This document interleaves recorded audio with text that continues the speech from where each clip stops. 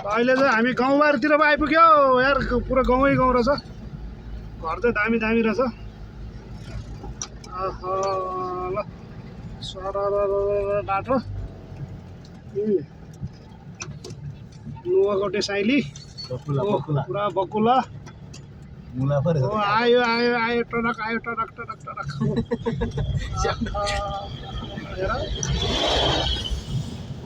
हिँड्दैन सकिरहेको बिच बाटोमा त सरल अन्त फेरि नुवाकोटे साइली घरै भेटौँला हुँदैछ हामी साइली चाहिँ बाख्राको डालो के गर्नु पसेर जाउँ भन्छ सर बेलुका अब पसेर त जानै पर्यो यो रातो माटो पनि लाग्यो जानु पर्यो काठमाडौँ गाउँबारी यस्तो दामी रहेछ अहिले त्यो फोहोर फ्याल्यो नि रातो माटो सल्लाहघारीतिर आइपुग्यो हामी त रातो माटो सल्लाहघारी ठाउँ चाहिँ बबाल रहेछ ल ल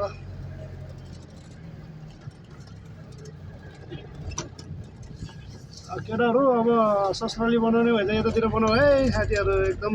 ठाउँ चाहिँ दामी रहेछ अब हाम्रो त अब बनाउन मिलेन अब यो त बाल्लो होइन बाल्लो डिस्को हो त बाल्लो सर यो त उता मुस्ताङतिरको उँभो छ त यार चिरा चिरा परेको छ त सर हामी यस्तैतिर बस्छ यहाँ चाहिँ के म चाहिँ घुम्न आएको है हजुर यहाँ चाहिँ घुम्न आएको अनि घरै त्यहीँ हो कि घरै त्यही हो घरै नपुग्या घर पुगेर गाडी राखेछ अनि 3 दिनपछि स्टार्ट गरेर 3-4 दिनपछि अनि स्टार्ट भएन अरे के अलि स्टार्ट नभएपछि चाहिँ के गयो त्यसको अनि स्टार्ट नभएपछि नि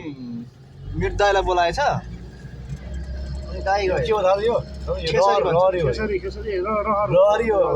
यो मलाई यसको बिरुवा मलाई चाहिएको थियो यहाँ चाहिँ तराईतिर पाउने चिज लय हुन्छ नि त अहिले आउनु ठिक पर्यो तराई जतिकै रहेछ यार ठाउँ त अब फल्ने ठाउँ अनि तल त बेसी हो नि त यो त रहर चाहिँ घरमा पनि आइपुग्यो यार के थाहा अब फेरि भरे आफ्नो गन्तव्य कहाँ हो उसको गन्तव्य फेरि कहाँ हो बेलुका फेरि श्यामले मलाई समायो भनेर लाएर फेरि मलाई बिहे गरेर लिएर जानु पर्ने सँगै बसिरहेको छ यस्तो फेरि भरे घरमा गएर झैकुडी भयो के हुन्छ फेरि श्यामले भ्लग बनाउनु नपाउनु फेरि साइली बसेपछि साइड जसरी आज साइलेले भेट्यो नौगटे आएपछि के कस्तो दामी ठाउँ रहेछ कस्तो दामी छ कि यार यो हो नि ल आइपुग्यो